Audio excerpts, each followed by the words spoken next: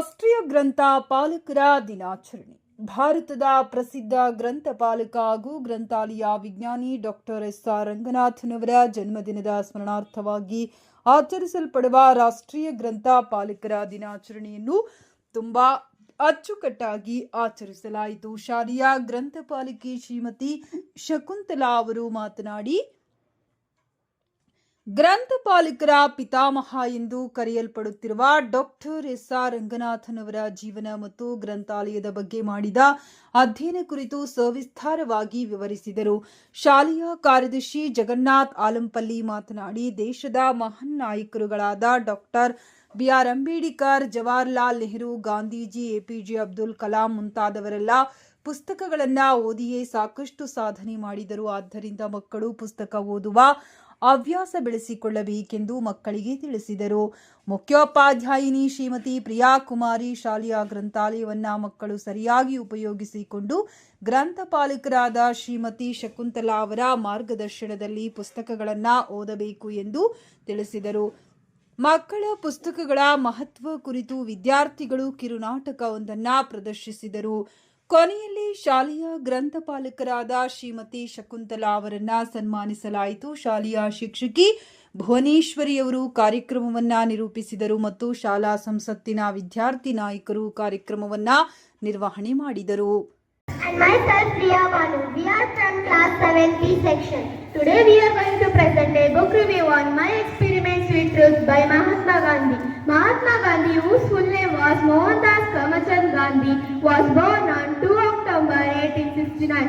He was a great freedom fighter who believed in truth and non-violence. This book is his autobiography in which he shares his childhood struggles, mistakes and lessons that had helped him to become a great leader. This book is not just about Gandhi's success. It also tells us about the mistakes he made, the challenges he faced, and how he learned from them. Every chapter teaches an important life lesson and makes the reader curious to know what happened next. Thank you. Hello everyone, my name is Kirti And my name is Aradhya. we are from class 6A section. Today we are going to do a play. The play name is the Crow and the Pitcher.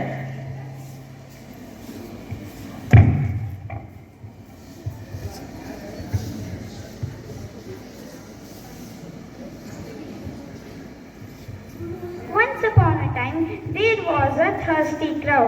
It was very thirsty. It was wandering for water all over the forest.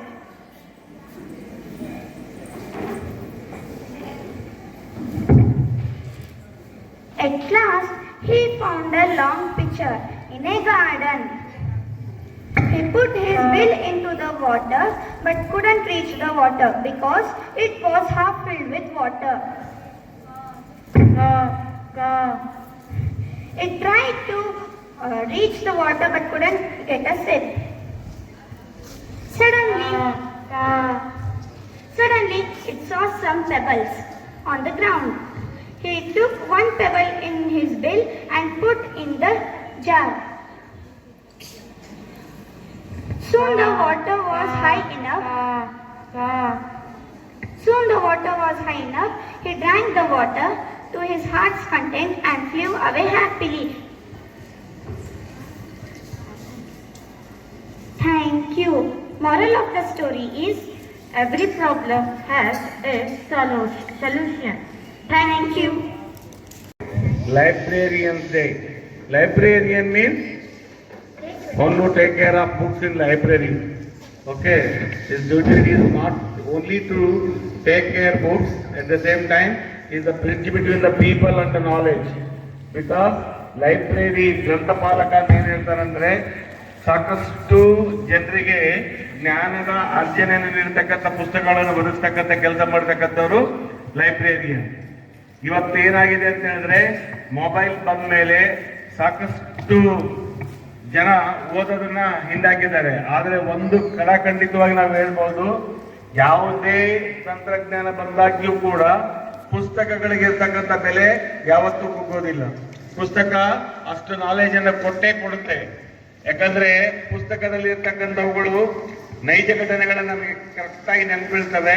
ಆದ್ರೆ ಈ mobile ಅಲ್ಲಿ ನೋಡಿರೋದು ಒಂದು ನೋಡೋದ್ರಲ್ಲಿ ಇನ್ನೊಂದು ಬೇರೆ ಬರುತ್ತೆ, ಅದನ್ನ ಬರ್ತಿರ್ತೀವಿ ಹಿಂದಿಂದು. ಹೌದಾ? ಹಾಗಾಗಿ ಪುಸ್ತಕಗಳನ್ನು ಓದ್ತಕ್ಕಂಥ ಹವ್ಯಾಸವನ್ನ ನೀವು ಬೆಳೆಸ್ಕೊಳ್ಬೇಕು.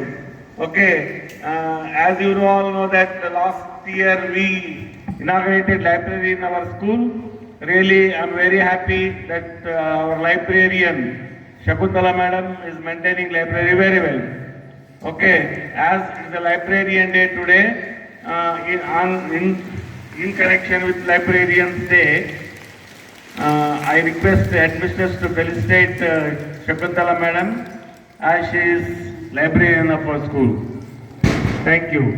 ಪುಸ್ತಕಗಳನ್ನು ಓದುವುದರಿಂದ ಜ್ಞಾನ ವೃದ್ಧಿಯಾಗುತ್ತದೆ ಹಾಗೂ ಏಕಾಗ್ರತೆ ಹೆಚ್ಚಾಗುತ್ತದೆ. ವಿದ್ಯಾರ್ಥಿಗಳಿಗೆ ಉತ್ತಮವಾಗಿ ಓದುವ ಹವ್ಯಾಸವನ್ನು ಬೆಳೆಸುತ್ತದೆ.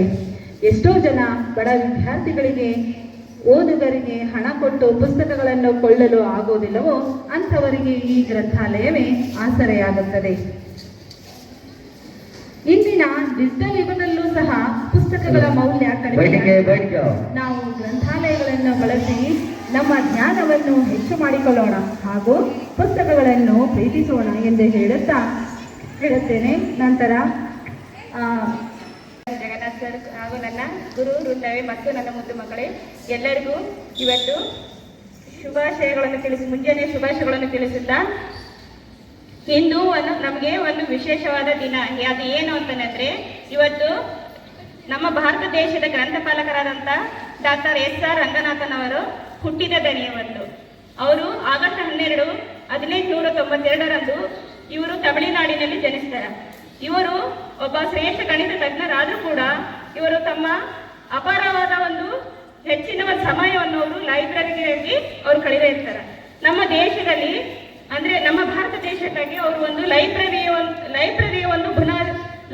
ಒಂದು ಭದ್ರ ಬುನಾದಿ ಹಾಕಿ ಆ ಲೈಬ್ರರಿಗೆ ಕೆಲವು ರೂಪುರೇಷೆಗಳನ್ನು ಕೊಟ್ಟು ಅವರು ಇಂದಿಗೂ ಲೈಬ್ರರಿ ಒಂದು ಜೀವಂತವಾಗಿರಲು ಅವರು ಕಾರಣಕರ್ತರಾಗ್ತಾರೆ. ಎಷ್ಟೋ ಗಣ್ಯ ವ್ಯಕ್ತಿಗಳು, ಉದಾಹರಣೆ ಡಾಕ್ಟರ್ BR ಅಂಬೇಡ್ಕರ್ ಇರಬಹುದು, ಆಮೇಲೆ ಮಹಾತ್ಮ ಗಾಂಧೀಜಿ, ಜವಾಹರ್ಲಾಲ್ ನೆಹರು, ಆಮೇಲೆ ಎಷ್ಟೋ ಕವಿಗಳು, ಕುವೆಂಪು, ಬೇಂದ್ರೆ, ಇವರೆಲ್ಲ ಅತಿ ಹೆಚ್ಚು ಪುಸ್ತಕಗಳನ್ನು ಅವರು ಓದ್ತಾ ಇದ್ರು ಮತ್ತು ಪ್ರೀತಿಸ್ತಾ ಇದ್ರು. ಈಗ ಡಾಕ್ಟರ್ BR ಅಂಬೇಡ್ಕರ್ ಅವರು ಹೆಚ್ಚಿನ ತಮ್ಮ ಸಮಯವನ್ನು ಲೈಬ್ರರಿಯಲ್ಲೇ ಕಳೀತಾ ಇದ್ರು. ಅಲ್ಲಿ ಅವರು ಒಮ್ಮೆ ಲೈಬ್ರರಿ ಭೇಟಿ ನೀಡಿದ್ರೆ ಅವರ ಲೈಬ್ರರಿಯಲ್ಲಿ ಇರ್ತಕ್ಕಂಥ ಎಲ್ಲಾ ಪುಸ್ತಕಗಳನ್ನು ಓದಿ ಅವರು ಮುಗಿಸ್ತಾ ಇದ್ರು. ಆಗ ಅವರು ಅಪಾರವಾದ ಜ್ಞಾನವನ್ನು ಪಡೆದುಕೊಂಡ ಕಾರಣ ಅವರಿಗೆ ಜ್ಞಾನದ ಸೂರ್ಯ ಅಂತ ಕರೀತಾರ. ಹೀಗೆ ಇಂದು ನಾನು ನಿಮಗೆ ಏನು ಹೇಳ್ತೇನೆ ಅಂದ್ರೆ, ಮುದ್ದು ಮಕ್ಕಳೇ, ನಮ್ಮ ಲಿಟ್ಲ ಸ್ಕೂಲಲ್ಲಿ ಲೈಬ್ರರಿ ಇದೆ. ಬಟ್ ನೀವು ಬಂದು ಲೈಬ್ರರಿ ಒಂದು ಉಪಯೋಗವನ್ನು ಪಡೆದುಕೊಳ್ಳಿ. ಅಂದ್ರೆ ಅಲ್ಲಿ ಬಂದು ಟೈಮ್ ವೇಸ್ಟ್ ಮಾಡಬೇಡ್ರಿ, ಯಾರ ಕಾಲ ಹಣ ಮಾಡಬೇಡ್ರಿ. ಒಳ್ಳೊಳ್ಳೆ ಪುಸ್ತಕಗಳಿವೆ, ಆ ಪುಸ್ತಕಗಳನ್ನು ಓದಿಕೊಂಡು ನೀವು ಅಪಾರವಾದ ಜ್ಞಾನವನ್ನು ಪಡ್ಕೋರಿ. ಅದು ಮುನ್ನ ನೀವು ಎಲ್ಲೇ ಹೋದ ಬಂದ್ರು ಆ ಒಂದು ಹವ್ಯಾಸ, ಆ ಪುಸ್ತಕಗಳನ್ನು ಓದುವ ಒಂದು ಹವ್ಯಾಸವನ್ನು ಬೆಳೆಸ್ಕೊಂತ ಬಂದ್ರೆ ನಿಮಗೆ ಒಳ್ಳೆ ಎಲ್ಲಾದ್ರೂ ಒಂದು ಒಳ್ಳೆ ಇದು ಸಿಗುತ್ತೆ, ಒಳ್ಳೆ ಹೆಸರು ಸಿಗುತ್ತಾ. ನೀವು ಒಳ್ಳೆ ಹೆಸರನ್ನು ಪಡೆಯೋದ್ರಿಂದ ನಮ್ಮ ಸ್ಕೂಲ್ಗೆ ಮತ್ತು ನಿಮ್ಮ ತಂದೆ ತಾಯಿಗೂ ನೀವು ಕೀರ್ತಿಯನ್ನು ತರಬಹುದು ಅಂತ ಹೇಳ್ತೀನಿ. ಆಮೇಲೆ ಇದು ಲೈಬ್ರರಿ ಅಂದ್ರೆ ಅದು ಬರೋ ಒಂದು ಜ್ಞಾನ. ಅಂದ್ರೆ ಲೈಬ್ರರಿ ಅಂದ್ರೆ ಏನಪ್ಪಾ ಅಂತಂದ್ರೆ ಅದು ಒಂದು ಜ್ಞಾನದ ಸಂಕೇತ ಅಂತ ಹೇಳ್ಬೋದು. ಲೈಬ್ರರಿ ಅಂದ್ರೆ ಜ್ಞಾನದ ಸಂಕೇತ. ಅಂದ್ರೆ ವಿದ್ಯಾರ್ಥಿಗಳಿಗಾಗಿ ವಿದ್ಯಾರ್ಥಿಗಳ ಒಂದು ಓದಿನ ಒಂದು ಅವಿಭಾಜ್ಯದ ಅಂಗ ಅಂತಾನೆ ಹೇಳ್ಬೋದು. ಸಾರಿ, ನನಗೆ ಸ್ವಲ್ಪ ಭಯ ಆಗ್ತಿದೆ. ಆ ಒಂದು ಓದಿನ ಅವಿಭಾಜ್ಯ ಅಂಗ ಅಂತಾನೆ ಹೇಳ್ಬೋದು. ಬಟ್ ಲೈಬ್ರರಿ ಬಗ್ಗೆ ಇನ್ನು ಹೇಳ್ತಾ ಹೋದ್ರೆ ನಿಮ್ಗೆ ಸಾಕಷ್ಟು ಮಾಹಿತಿ ಇದೆ. ಬಟ್ ನಿಮ್ಗೆ ಈಸಕ್ಕೆ ನನ್ಗೆ ಇನ್ನೂ ಇದಾಗ್ತದೆ. ಇಷ್ಟು ಹೇಳಿ ನನ್ನ ಒಂದೆರಡು ಮಾತುಗಳನ್ನು ಮುಗಿಸ್ತೀನಿ.